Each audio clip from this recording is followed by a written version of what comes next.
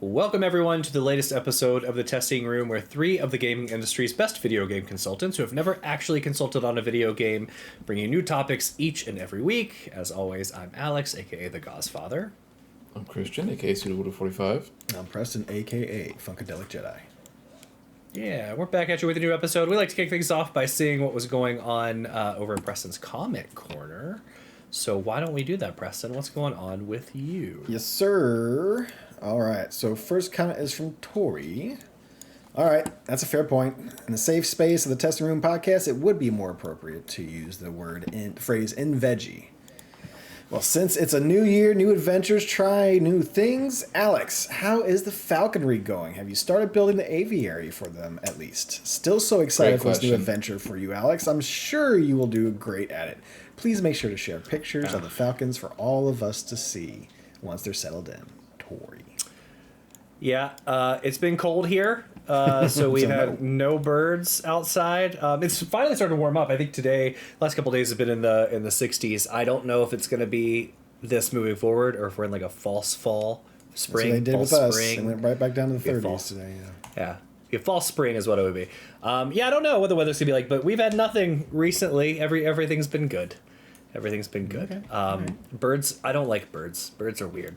I mean, like I don't not like birds.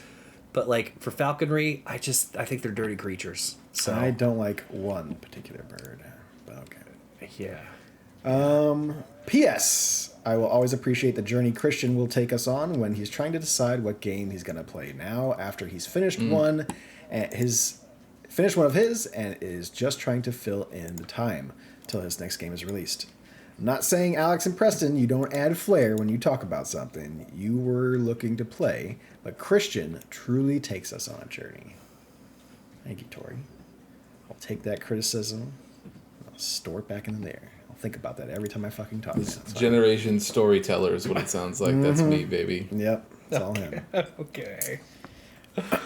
So, for a comment on BioShock Part 2. From a user named Alex Slaughter 2642. Here's a question. Why is this MFing game so MFing good? A literal tech achievement in 2007 and way better than any other games that may have come 7 years later, like Wolfenstein. That guy knows what he's talking about. Yeah, and Alex comments later on here, don't be rude, Alex. Or Tori, you mean? Yeah. Tori commented on his comment, yeah. I mean, that was Alex Slaughter 49 something. It's not me. I don't know who that is, but I said it was you, but thanks for bringing it up. I appreciate that take. I think it's a good take, and a take that is a factual take. Yeah. So. Preston, can you check those comments one more time on that video, just really quick? Yeah, I'm looking. Okay. In that same thread, maybe press refresh. It's kind of the thing I'm getting at. All right, hang on.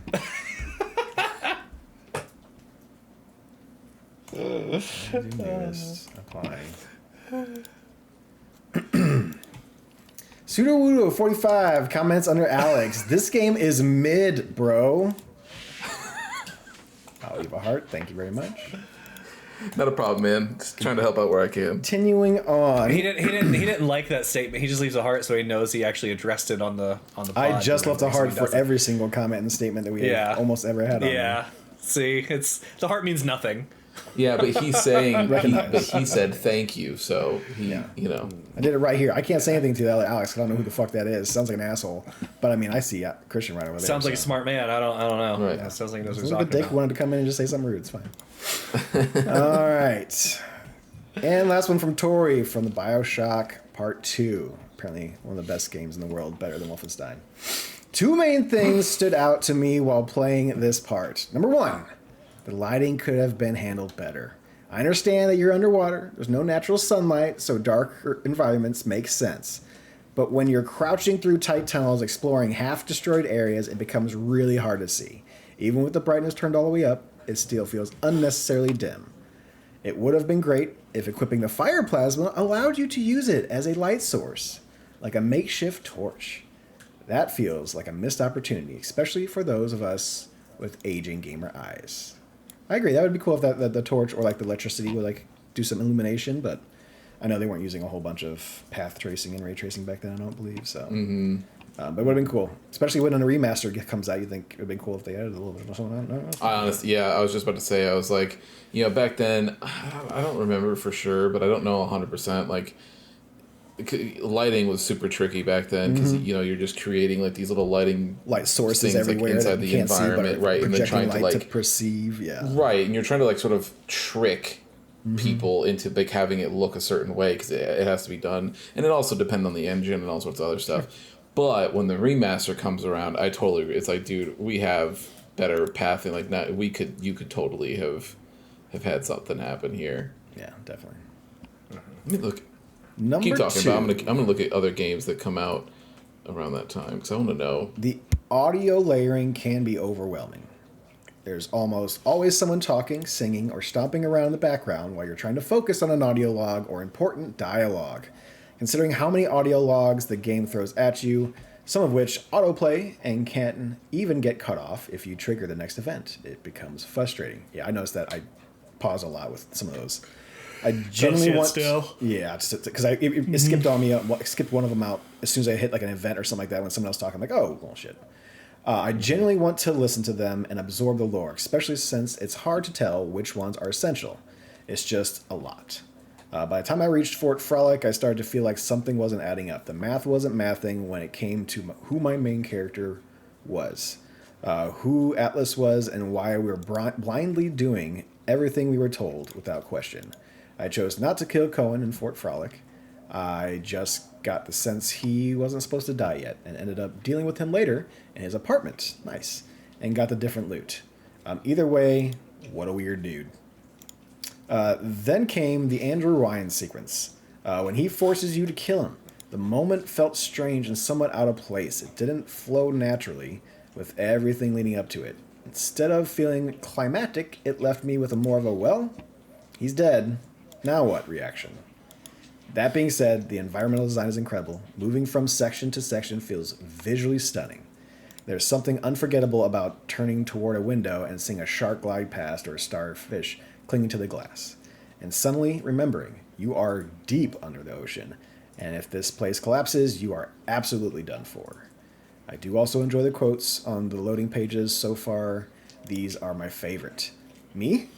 They brought me down to this here utopia to cook hamburgers? Even supermen gotta eat, right? It's from Albert Milanakis. And another one was, until Adam, you could no more domesticate a child than a boa constrictor. That was from Dr. Yi Suchong Si. Oh, and Suchong Si, everyone at the end, Tori. Thank you, Tori. Nice little breakdown. Thank you. Yeah. Yeah, Okay, the lighting I didn't notice too much of, because I guess I wasn't exploring too much, kind of going main path, but yeah, it would have been nice with a remastered. Like, I can understand with the older one. But with a remaster, it would have been nice if there was a little more of a touch up there, but sometimes you just toss it up. Yeah, and I looked, and honestly, first of all, 2007 when BioShock came out was a banger of a year, but as far as like lighting rigging was concerned, no. What about Doom? Do you remember when Doom 3 came out? Was that around that time? Because the lighting was incredible there. But you are forgetting. Yes, Doom 3 back then had John Carmack, who is, for whatever fault he may have as a person, I don't know, whatever, but that dude is a technical genius, and the whole reason Doom 3 even got created was because of the custom lighting thing that they got going on in there. Yes, so that was, so to answer your question, it was before BioShock. Yeah, that's a. But all the other games, like Call of Duty 4 came out that time. Halo 3, Super Mario Galaxy, great games like all that year. But as far as like lighting rigging is concerned, there's nothing that you remember that was like, whoa, yeah. So I just think that it's time. But the remaster, they totally should have done something. Yeah, that would be nice. Yeah. All right. Well, real quick before we leave the comments section, I did want to drop a little RIP out to a game designer we lost. He's been in the air about 30 years. That is Shutaro Ida. He has done a lot in the Castlevania series. And if you played Bloodstained Ritual of the Night, he was one of the main head developers on that. So if you don't know, he just passed away recently, and he has been involved with games since '96. But as far as his memorable ones, starting on the 2003 with Game Boy Advance, I know that Jake has definitely played a lot of these because I've seen some of these that he's told me to play. So Castlevania Aria of Sorrow, Lament of Innocence, Dawn of Sorrow, Portrait of Ruin, Order of Ecclesia, Harmony of Despair, and helped out with a bunch of on Metal Gear Solid 5 as well. And then Bloodstained Ritual of the Night, he was one of the main head developers on that game as well, which is an incredible game. So, big loss to the gaming industry, but, fuck cancer. Cancer sucks. We just lost another good one. He did fall off. He left the development of the sequel for Bloodstained 2 years ago because of the cancer. And the other developer has chimed in on it, being like, this is, going to reflect all of him. And he's like, we're doing our best for this one, and it'll still be put out. But yeah, they're all pretty upset and sad about that. So it's a bummer. But, pouring out for a legend, one of the oldies. Not even that old. I want to say oldies. He was in his 50s. He's not that old. But yeah. All right. Other than that, dude, that was a huge bummer when I saw that. It was crazy. Yeah, I saw that when I was walking the dog today. I'm like, oh shit, bring this shit to the podcast. I saw a couple. I saw that. I saw an artist that, not a big artist, but works on comics and other stuff recently, that just had a post that was like, hey, if you're reading this, I've lost my fight to cancer and so on. So, oh yeah, fuck, I forgot who that was. That was a big name. But yeah. Sucks. Fuck cancer. You guys want to talk about video games? Yeah. Yeah. Let's do it. Who wants to kick things off with their week? I can go first. Okay. Sure. All right. So dabble a little bit more with Kirby Air Riders. They did finally have one of their events out. It was just like a small 3v3 type of deal. Pops you into that city-run world map. You're just going in there picking up a whole bunch of the boosties and stat improvements. And I found out that fun part about that, you're doing that for 5 minutes waiting for that round to end, and then you go into the battle or whatever it is. But if you hit the other guys that are on your team, it'll shoot out a bunch of the stats and bonuses that they've been picking up, so you can pick those up along the way. And some fun little small things that might build up on there. One of the ones that I did had a cool event to where the big Meta Knight ship was just coming in from the sky above the city, and it's like, oh, you gotta get into a ship that allowed you to glide up there and get on top of that ship. But dude, this game looks gorgeous, and when you have that Meta Knight ship just come in and the new graphics and everything, I'm like, fuck, I want another new Kirby. I know we just got a new Kirby a year or two ago, but I want another new Kirby. I want him. I was gonna say, it wasn't that long ago. Yeah. No, it was not. But yeah, it looks super rad, and I've been enjoying that game. It's a nice little. You pop it on, you can spend 20 seconds on it. You can spend. I think the longest I spent on was 45 minutes to an hour. Yeah. But yeah, no, it's a good game. And then played some more Star Wars. So for Star Wars Sundays, we did a little double feature. We played Masters of Terrascasi and Star Wars Demolitions. Terrascasi is a 3D fighter in the vein of a Tekken. People have talked mad shit on this for as long as I remember. I remember playing a demo. I can't remember, it's a Walmart or someplace like that, to where you're staring up like this, playing the game for a little bit. And man, this is really cool. But I don't have a PlayStation, so I could never get it. Now I do have a copy, and now I do have something that can play those PlayStation games. And it is still a very rough game. So it's not as bad as I think some people may put out to be. It's a dumb fun game, and if you're gonna pay I think when I bought Terrascasi, it was $10 used. So it's that's not a big thing to worry about now. If you want to make me pay full price, and if it's a $50, $60 game, then I'm I would be pretty disappointed. It's not super deep, although to be fair, a lot of fighting games weren't super deep back then anyways, especially if you're going to the realm of 3D fighters, which is still fairly new. For some reason, something with the button inputs doesn't feel right. And it has nothing to do with latency or anything like that, but to get in the big combo, hey, I want to press 5 buttons, square, triangle, circle. To get that combo in, you have to press those buttons as fast as you can press them. If you're going any little bit slower, that combo won't come out, and there's no timed press for it, which feels a lot better with fighting games. Yeah. You can kind of do it by visuals, a rhythm type of deal. When the frame is coming out. This one is just put in those buttons. So It didn't feel great. I had a little bit of fun with it. I mean, it's a dumb, fun little fighting game for pick it up for $10. You can have a night with it and have a good time, just being upset by it. But it's not the worst in the world. So I could not. You got said really get Mary Jade. You said that people used to talk mad shit on this. Said it wasn't that bad, and then spent the next 4 minutes talking about how shit it was. I just want to be clear. I just want to be clear on this. No, yeah, you're not wrong. I don't think it is as bad as people have made it out to be. Like maybe like the opposite of overhyping, right? Like you're like talking mad shit on. I'm going to like, man, this is gonna be a trash fire. Yeah. I get into it, I'm like, it's not that bad. It's not great. It's not a good game. But it's not that bad. And I would say, as somebody who watched it, like when Alex and I were watching it, it's certainly not as bad as the other game. That's what I was gonna say. I'll say that. And then when you compare it to the other part of the double feature we had this past weekend, it put a little light on Terrace Cassie being like, you know what, maybe it's not as bad. At least not the worst Star Wars game ever made. That's a fact. For sure, so...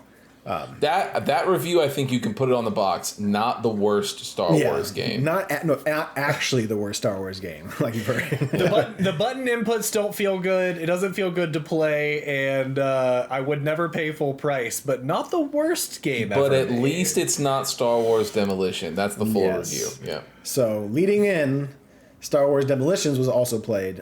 This one I had a copy of, and there's a port you can get on the newer consoles as well. Did you buy the port while you were playing, or did you have the port before and you just had the other one too? Oh, I bought the port beforehand. Like when they put all the old Star Wars games out, like I bought all those. I think the only one I didn't buy was Racer. Alec, who are you talking to? What are you serious? Are you serious? My man still pays for all the Nintendo stuff, all the classic consoles. What to do with this? No. But like, I wondered, like, since you had the OG one, if you like were playing it, you're like, oh, I want to do the port. Let's go ahead and buy it now, or if you had already purchased. No, that's what I like to do. So I like to be able to play it up there and then kind of go to the port to like see how it feels any better. Like how was the improvements? Because doing that with Episode 1 Racer was a lot of fun. And I did that with Jedi Power Battles as well.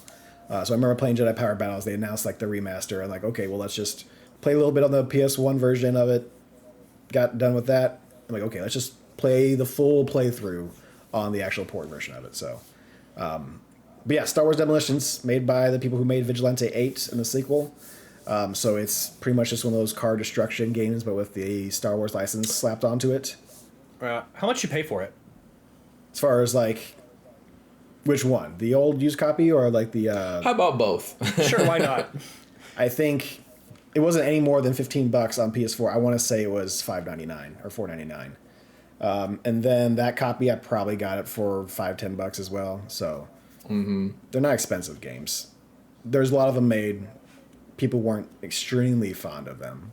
So they swindled people out of $5 a pop. Is all I'm gonna say. It looks rough. It plays rough. It looks like shit. It has a little bit of vibes going on with it, but I don't know if I like most of those vibes. But yeah, I mean, just check it out, youtube.com/athetestingroom. You can skip through half of that two-part or that double feature, and you can see what I mean. You won't be able to hear what I mean when it comes to the original game because I forgot to turn the audio back up, but we fixed that for the port, so there is audio there. You can hear the odd cantina music, the Jabba's palace music, and yeah, you're going through and playing that. It plays like a normal kart racer, except most of the vehicles you're playing are hovering. A couple of them are walking. But I played as Boba Fett because he's got a small hitbox, and there was plenty of times to where I was just like standing in a hallway, shooting, and just doing this, looking back and forth to the camera, just taking it in, just destroying a dude. I'm like, this is real good gameplay. This is really good AI use.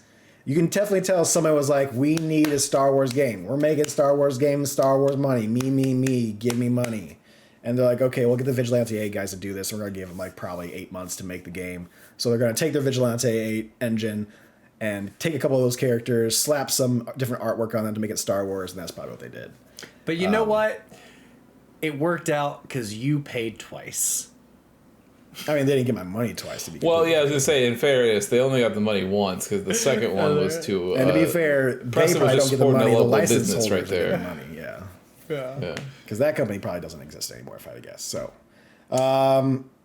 but not. yes, it was a double feature because we knew we weren't going to spend a whole lot of time with them. They're shorter games, they're smaller games. There's not a whole lot of juice in them, if you will. So, but yeah, I thought about the other day. I'm like, maybe we play a little bit more Terrace Cassie. Maybe we unlock Mary Jake's. I got pretty close to it, but that'll be probably something I do like on one night to where it's like, hey, I'm gonna go hang out with Christian. I'm gonna bring my Terrace Cassie over so we can both can play it, so we can be able to talk on it if we want to ever.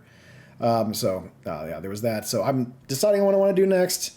Do I want to go with a longer game or do I want to go with a shorter game? If I go with the longer game, I'll probably go with the movie, not tie-in necessarily, but like the movie game for Episode 1 Phantom Menace. I could never beat it back in the day. It wasn't the worst game in the world. I don't remember being really bad, but we'll see when we get there. I'm sure there's a lot of platforming bullshit in there that I'm going to hate because I can't remember where I left off and where I couldn't get past. But I remember not completely hating it. I just remember I got upset because I couldn't get any further. But other than that, I was also thinking about possibly going with something more old school as far as I want to get into like the TIE Fighter X-Wing games. So the much, much older ones that people rave about. Yeah. I played a little bit of it back in the day, but like it wasn't as easy. It was like the home computer. It didn't play as well. Yeah. I didn't have a flight stick or anything like that. But I do know that there are some ports of those. So I'm going to take a look into those and see what we can do with them. I do have one of those physically, but I don't have a disc thing to install it with. So just my PC gaming for you. So, but yeah. Check it on Star Wars Sundays, 8:30 Central Standard Time. We'll be diving into something, and then sooner or later this year, I will start working on getting KOTOR 2 going, and that will be a good long one. So, nice. Yeah, other than that, played a little bit more Arc Raiders with the boys. We're getting through a lot of the missions. We're running through. Sometimes it's good, sometimes it's bad. Just kind of depends on if there's any assholes out in the map. Me and Alex had a pretty good time with a bunch of our runs. In duos, and we actually even took down a matriarch twice. Yes, yeah, which was a lot of fun. Spaceport, you just stand up in that tower, shoot from afar. Got finally in some of those more heavy weapons, so that was a lot of fun. And yeah, other than that, I don't think I played much other games. Okay. Sometimes Arc Raiders is good, and sometimes Arc Raiders. Sometimes Arc Raider wheeze, sometimes Arc Raider woos. Today was a lot of woos. I've only played Arc Raiders and our book club game this week. That's all I've had time for. So as Preston said, we had some good times on it. On solos, I had some good times even today and yesterday. With Stellamontis. Blew my mind. Stellamontis, I turned into a folk hero, and it might have been my favorite moment, one of my favorite moments I've ever had in gaming, at least by myself. Just for everybody listening, we had a lot of deaths from people being douchebags, and Christian and I had it, and we were going against Preston's better instincts to be the change we want to see. So I was like, you know what? I am just going to go in with a free loadout, and I am going to create chaos. Nothing on me. I don't care if I die. And they spawned me with an anvil. I was pretty excited. So I went in there, and I heard some people tussling, and somebody died. And I popped around the corner while that person was looting them, and I killed that person. And I was pretty excited out of, like, revenge. And then a whole bunch of people started running over, and, like, a couple of guys were like, oh, I don't want to go down the hallway. Like, they're having a shootout. I'm like, nah, I killed this guy because he's being a dick to that person over there, and no big deal. And this guy was like, can I follow you? And I was like, that's a terrible idea. I have nothing on me. And he's like, nah, don't worry about it, man. I got heals and a shield and a flute. I'm like, okay. So we start rolling around Stellamontis. I picked a fight with a big, like, mech bombardier or bastion. And I'm fighting these other guys that, you know, were happy that I killed an a-hole. We're fighting it as well. And then my little squire was fluting around in the back. No big deal and nothing but playing the flute. We killed it, and it was great. Everybody had a fun time. And then it seemed to go downhill after that. Didn't today. I had another good one in Stellamontis again, actually, where I killed somebody that killed somebody else. Like, this person shot me and I shot him back, and they ran off. And I told these people like, "Hey, there's somebody hunting, so be careful." And they didn't pay attention, and they got caught. But I luckily came around the corner right then and killed that person too. And he was actually very cool about it. I killed him, and he was just like, "You know what? Good shot. Good on you." And he crawled over to me and let me knock him out. Ton of stuff on both of them, so that was exciting.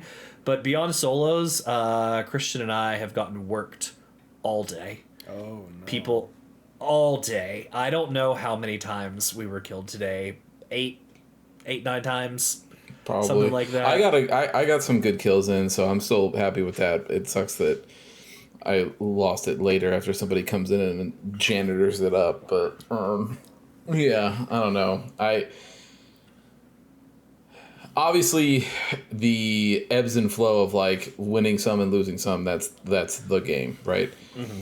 The part that really got me today, though, that made me be like, I want to message a developer of this game and call them bad names, was there was an update that just got pushed today. So today's the 17th. So whatever update just got pushed today created some of the most insane server instability I have seen in this game.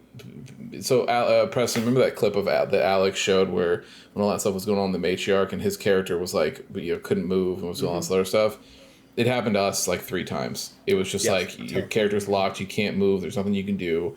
You're just like, all right, I'm fucked. And then, so that happened. And then one of the times, some people tried to come in and kill us. I killed both of them, and I called them lots of names. And I was like, sweet, we won. I'm picking Alex back up. And then something happened where, I don't know, Alex was saying that he's seen this before with potentially like if a cheater is involved somewhere on the map. I don't really know what the deal is. No. Either way, we get disconnected and it like just says you have the option to reconnect or you can abandon the run. And I was like, okay, well, I'll just abandon, like whatever. So I abandoned the run. The big thing is we got disconnected after being downed. Somebody ran in and downed and knocked us both out. Okay. So then Alex reconnects, and when he reconnects, he has an empty body. Like he comes back. Gun, he's able to move around, shield, but no nothing. On the same map. Yeah, on the same map because stuff Christian had looted. I ran by and it was still looted. Yeah. And then so when I was abandoned, I went and I was like, well, whatever. I had the stuff that I wanted, like, in the pocket that I had looted from the 2 people that we killed, so I'm fine. And then the game was just like, never mind, you don't have that stuff anymore. Cool. And it was like, Now, I guess, credit where credit is due. 6 runs later, it showed up in my inventory, so I don't know if, like... You rolled something back. Yeah, I don't know, but that whole experience was very annoying, and then it kept happening. There was just random times where, like, the server stuff would happen. There was a couple solos runs where I was in where people were like, "Yeah, man, I was in here before. I did a night raid, and I had a bunch of stuff, and then my game locked up because of the server stuff, and then a shredder just walked up and murdered me. And by the time I was able to reconnect, I was already down." And it was like, dude, what are we doing? Like, it's the same thing that Press and that we used to yell about with. Thankfully, it seems like consumers won this war as far as fighting games are concerned with netcode. Yeah. But if you have an online game, gotta get your netcode right. I don't know what to tell you. Get your netcode right, because most of the time, I personally haven't found anything issue with it. But also, like, it could be new patches dropped, they missed something in it, it's fucking with the servers, they'll probably fix it. That's what I think, is I've never had it either. Yeah. I've never had any issues either. Like, that first time that it happened to Alex the other night was the first time I've ever seen it. But it happening 5 times in a row today, I was like, dude, I can't. Like, yeah. And, like, not to mention, like, when it comes to, like, some of these, this game has, like, some pretty decent highs. I wouldn't say like the highest of highs, but like some pretty good highs. Like killing a matriarch and everything's pretty cool. But like you get up to it and there's like only one real section of it that has like good chunks of items in it. And you had 15 people working on the fucking thing. So like nothing has ever been like these great highs. Like it was incredibly amazing. Some of them are fun. Some of them we laugh about. We have good stories with. But man, the lows in this game are the lowest I've felt in like any shooter whatsoever. Like, if you guys were like being like, we're not playing this anymore, I'm like, I'm totally okay with not playing this anymore, because like the lowest of the lows feel real bad. Like the one time, like we got the two matriarchs done, and we're like, me and I was like, yeah, let's just go for a third one. And some dude, like we're all sitting here, everyone around this matriarch just shooting in. Guys are just going around the perimeter, just cleaning up people who aren't paying attention to them. And I'm like, we're all sitting here doing a fucking thing, man. But some people just want to be that agent of chaos. And yeah, and it feels like the thing that I think is weird is that it doesn't feel like players have much options when someone gets the drop on you like that, right? Yeah. Like it's not. It feels like every interaction is not. It's It's not like first. Right, exactly. Like it doesn't. It's not something like. Now I know that comebacks can happen because I've done it before. Oh, sure. But I'm just saying we've done it as a trio too. If we get shot like in a door, we can rush in and then barricade. It's far enough away, you get hit a couple times. Yeah, and start getting stuff set up right to try to make it even again. But if someone, if your back is turned, like if you're, I don't know, opening a door and some dude's like, yeah, I'm cool. You're like, all right, cool, and then you turn around for 5 seconds. Like if that whole interaction, if that dude decides to unload on you right then, that's a wrap for you. Like it's just not gonna happen. Guys are like, oh, we're cool, so we open up a door, they come in and just clean us out. I'm like, fuck. Yeah. And so it feels like it's not like something like Halo, right? Where like if somebody shoots you first, you feel like you do have options to try and turn the tide of some way, right? Whether it's okay, like if I'm already sprinting and someone shoots at me, it's like, okay, cool, I'll find some cover.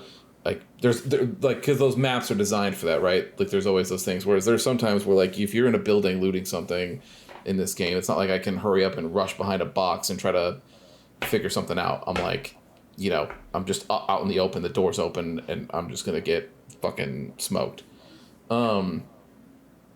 Yeah, I don't know. It's like it's fun. It's just there's tons of little things, and like I said, part of it is just the ebb and flow of this game. But I think the part that got me today was like getting my items taken from me for something that I don't even know what happened. Like maybe it was a cheater somewhere else on the map. Maybe the person that came in and cleaned Alex up and I after we defended ourselves.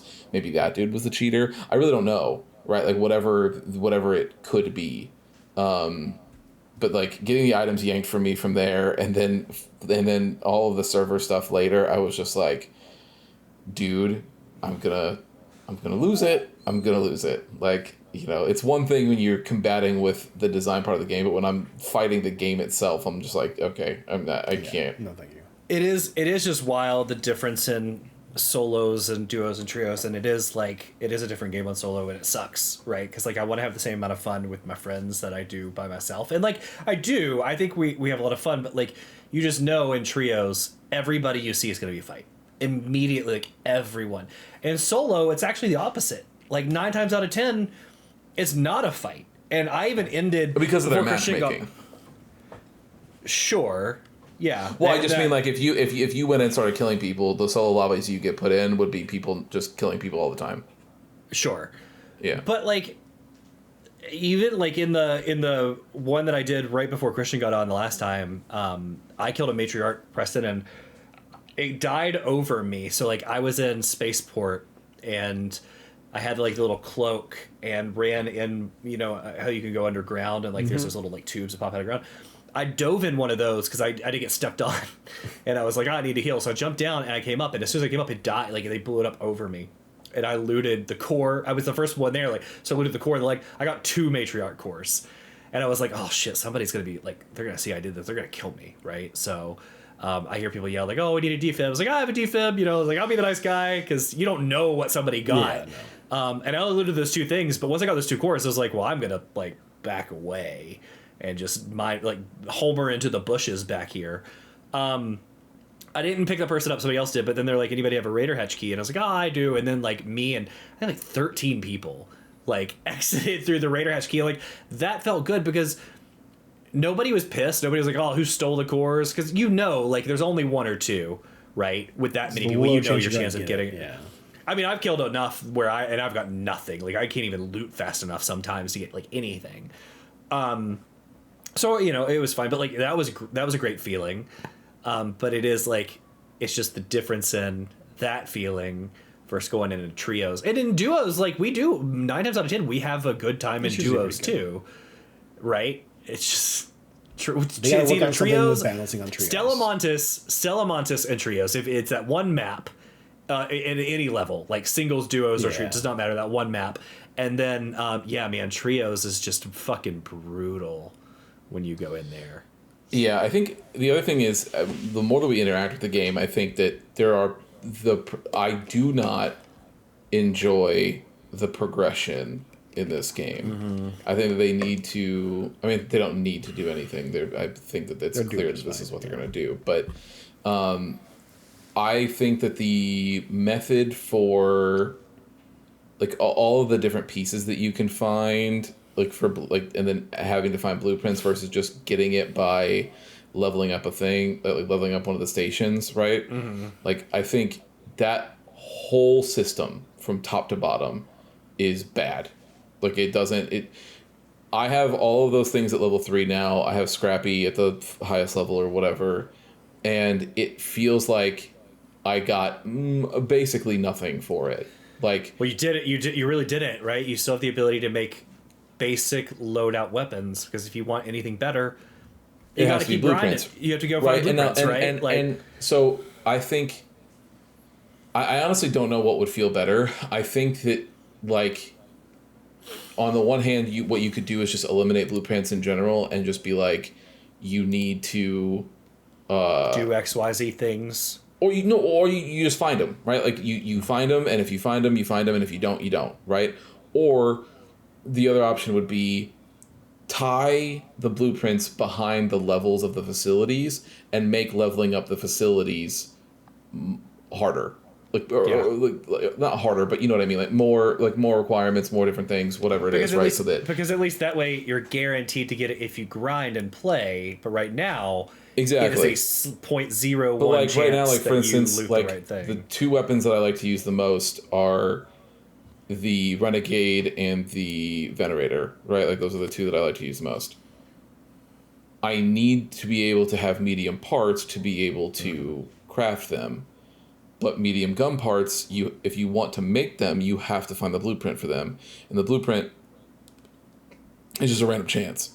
And so it's like, okay. So then you got to go and loot and like look and see if you can find it. If you find it, then you're one of the lucky few. But like, I would rather just have that be tied behind the levels of the... Sure. You level it up, you get to make these stations out of it. Yeah, exactly. And you can make that harder to get, right? Like you can make it so that it's like you need all these different types of things from the enemies or whatever, right? I think the missions are bad. Like I don't like the missions. I think the missions are stupid. Fetch quests for the most part. I would also be happier with the blueprints if they just like once a week or once every 3 days they cycled like a different type at a merchant, right? Sure. So at least then there's 30 different blueprints. So yeah, I might be waiting a month or two to like get what I need, but like at least I know eventually I'm gonna get what I need. Where here there is actually the potential you never get what you need. Yeah. That being said, I think. Well, sorry, because Alex, I don't know if you were gonna keep going.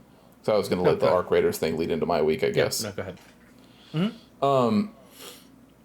I do think that there is something about this genre that I like. Like it is Preston, to your point about the high parts, when that game is moving, whether it's fighting other people or it's not, right? But like whatever that ends up looking like I still remember that like from the first couple nights we played, where those 3 dudes tried to get the drop on us and we shut the doors and we were all like coordinating and doing that and then we got them and the whole thing. That was awesome. Like that feels so good and everything else, right?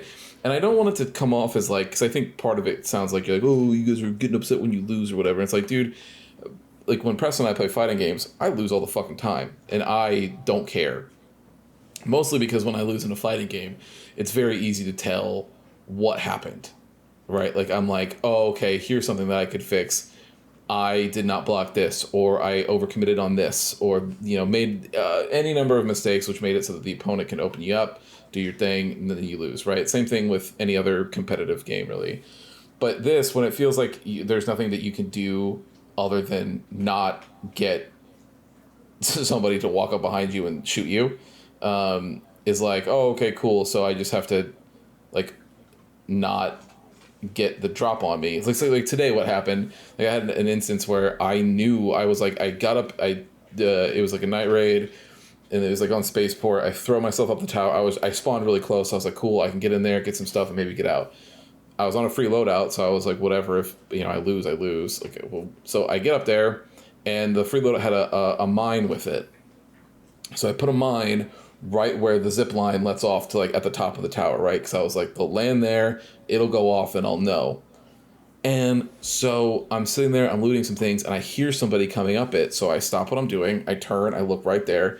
They come off the thing, they hit the mine, and I just smoke them. And the dude was like, well, congratulations for killing me, you fucking rat, blah, blah, blah, blah. Why do you have to be so aggressive, and yada, yada, yada. And it was like, my brother in Christ, I just said, okay, and I knocked him out, and I killed him, took his stuff, and I left. But I was like, but again, it's like, what do you want me to do in that scenario? Because this game, like, I'm sitting here, and I'm like, I don't know who's, but if I don't do that, then there's a solid chance that when I'm just sitting here being like, oh, I'll just pretend like everything's fine, blah, blah, blah. And again, if it was easy for me to be able to get not even get some of the things I'm looking for, but like if it was easy for me to like what we were talking about with the upgrade paths and everything, if that stuff was fixed, then it would be like, oh, okay, whatever. If I lose all this stuff's cool. It just means I need to go out and get some more of these resources to do whatever. But like when it comes to your like some of the things, Alex, to your point, like where you're saying there's a solid chance that you just never get that thing that you're like the blueprints that you need to be able to make the things you're looking for. So okay, well if I don't have the medium gun parts blueprints, so I can't make them, and I can't find them, what's my option? Like I don't think I got one, right? Like I'm just cooked at that point. It's you. So you would I don't have know. To, you would have to then see like what recycles into them, and then go farm those things and recycle it in. Like that would be your only hope, right? To do that, which is maybe like in the ass. Oh, sure, yeah. But like I don't think there's anything that recycles into medium gun parts other than medium guns or like the those guns that you could go do. Yeah. Either way, I don't know. My at the end of it, I was saying is that I think I think that there is like this game has shown me that this genre can be very fun, and I'm more interested to see either A, what they do with this game going forward, like, and see what sort of changes they make, if any, right, or what that deal is. I'm also very excited to see how the marathon thing ends up panning out, right? Because I obviously none of us have played it. We're definitely not special enough to be on their list before like the free 2 weeks or whatever before the game launches.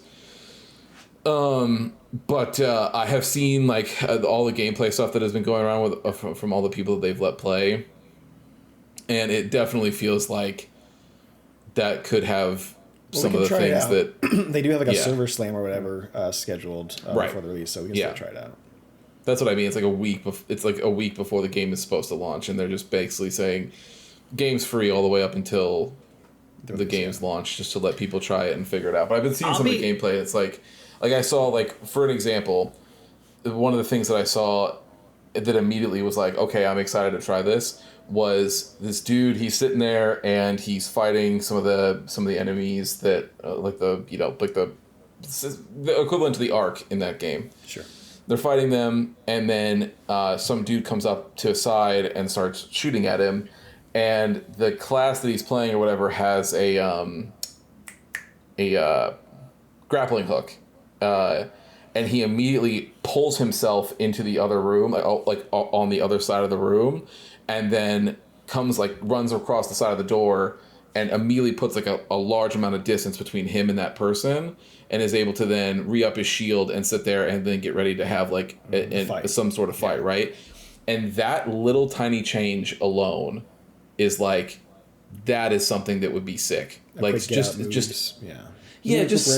something to be like, I can affect somebody getting the drop on something, right? Like whatever that might look like.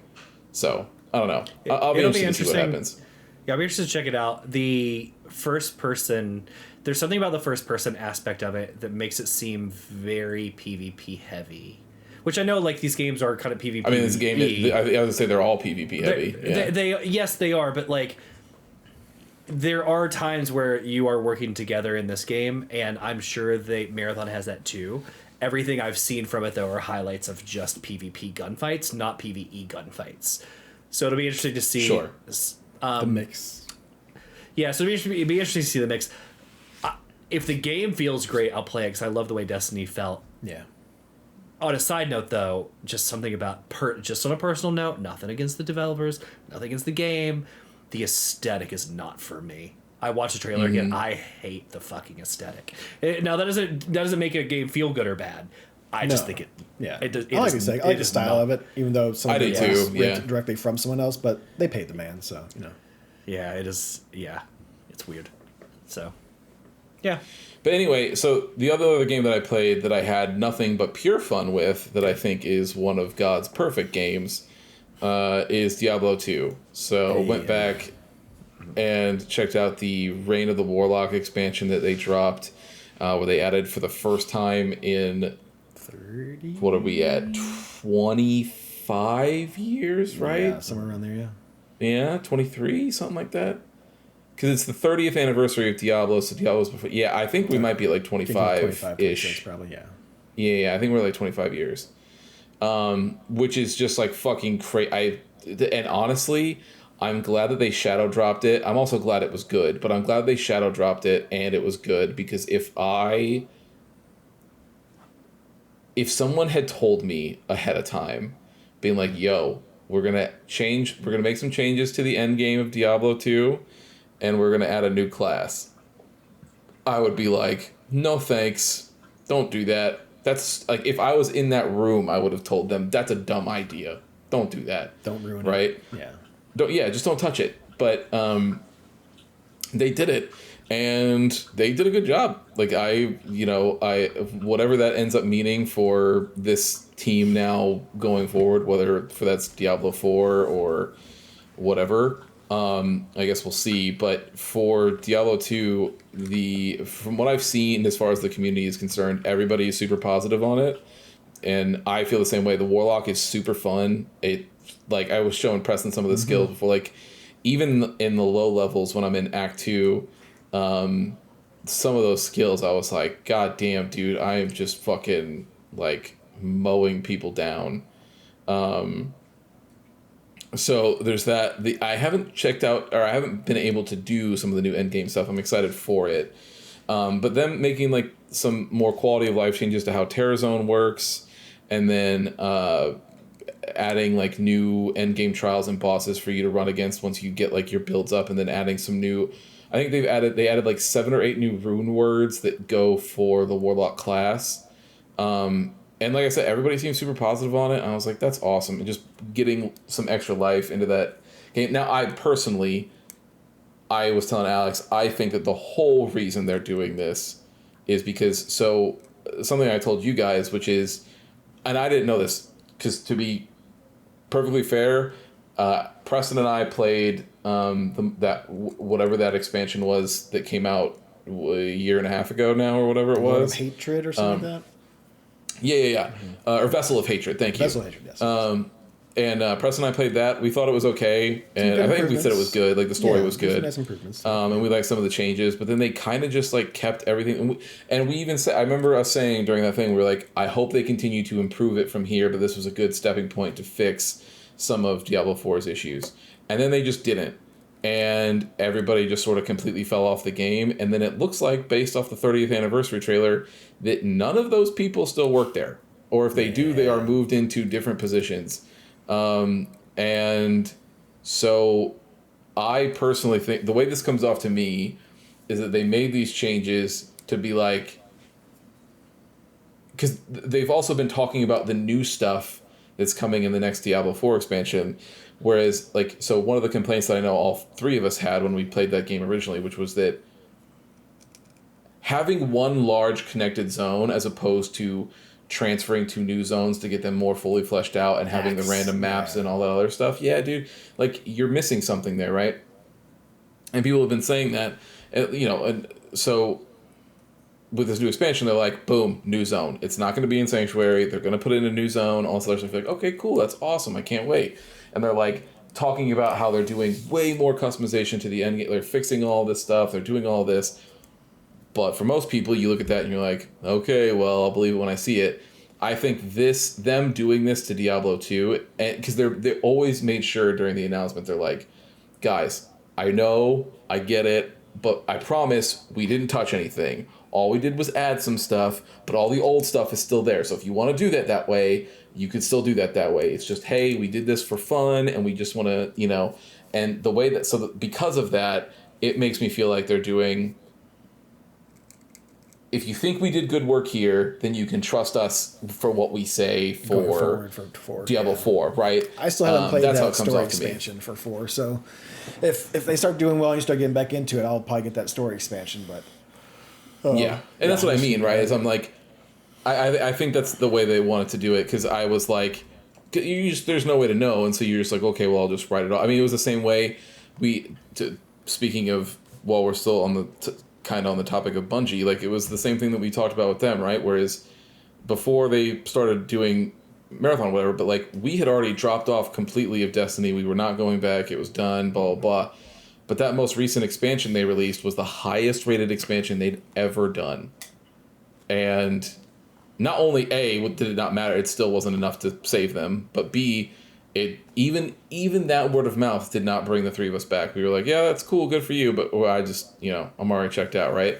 Whereas I think I think that's part of the reason that they're doing it like this is because they know that people already have all of this Diablo 2 stuff. So like, okay, well, if you get your hands on it, like you just try it, right? And then if you try it and everything's cool, then it leads you to be like, oh, okay, cool. Well, I've already tried this. I like it. So maybe I'm more willing to give this a shot when it launches in like 2 months or whatever it is. I think it's sometime in April or something. I don't know.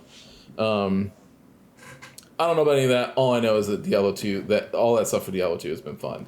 Okay. And going back into that game is just like, I just went through the Act 2 cutscenes the other day, or yesterday. Yeah, yesterday, 2 days, whatever it was when I was playing it. God, dude, those old, I mean, I know we did the book club of it, obviously, as our first one, but man, like, dude, those old Blizzard cutscenes. I'm telling you, man, those days we're gonna go through StarCraft 1. They had some primo cutscenes there. So did 2. I feel like so did 2. 2 had amazing cutscenes, but we're talking like old school style Blizzard, like Diablo 1 and 2. You get StarCraft, Warcraft. Ones are great. But one of these days we'll get to it. Dude, I hope I'll be excited for when you, because I have never actually played through any of the StarCraft games. I've seen bits and pieces of them. Like I know obviously like it's like when Kerrigan, like I know all of that stuff, but drops, like but like I've never seen the full game through and through, but dude, so like when Tyrael comes down in the tomb or whatever, and like the fucking his like rope, the angel wings from that game, and he's like grabbing everything and doing that stuff. It's like, dude, God, it's so sick. And then it made me mad all over here. I was like, how do you guys fuck this franchise up? Like, it's just so it should print money, but yeah. That company went through way too much change when World of Warcraft hit. I've been reading that Play Now or Play Nice series book by Jason Schreier. It just goes through the rise, the fall, and the continuing whatever they're doing now. I forget what he called it. But yeah, just hearing about like, oh man, we're doing like Diablo and like Warcraft, and kind of seeing them go back and forth with all of that, and then World of Warcraft came out. And that changed fucking everything. They closed down Blizzard North, even though they're making millions of dollars every month. Like, it's just... It all became about World of Warcraft, shut up, we're doing that type of deal. So, that's a different company altogether. Way too many of those people have left. It's like BioWare and shit. I know. It's like the same thing like we always talk about, like BioWare, where it's just like... It's the IPs are there, but... You hope that they hire enough people who love that franchise, who are going to put that love into it again, and that they don't have money-grubbing fucking owners. So, right, to be fair, World of Warcraft still prints the money. So it does. It does still print the money, 1,000%. Maybe not as much money, but yes, it does still print the money. Still prints the money. 100%. Cool. All right. Anything else? No? All right. Well, thank you all for joining us this week. Don't forget to check in later this week as we're going to dive into our part 1 of our latest Wolfenstein game, The Old Blood. And then, don't forget to check in. Thank you. Don't forget to check in with Preston for Star Wars Sundays this weekend, everybody. Have a good one. And with that, Preston, you know what to do. Yeah. Thank you for listening to another episode of The Testing Room. To catch up on past episodes or to check out the newest ones when they drop, follow us on Apple Podcasts, Spotify, or wherever you get your favorite podcast.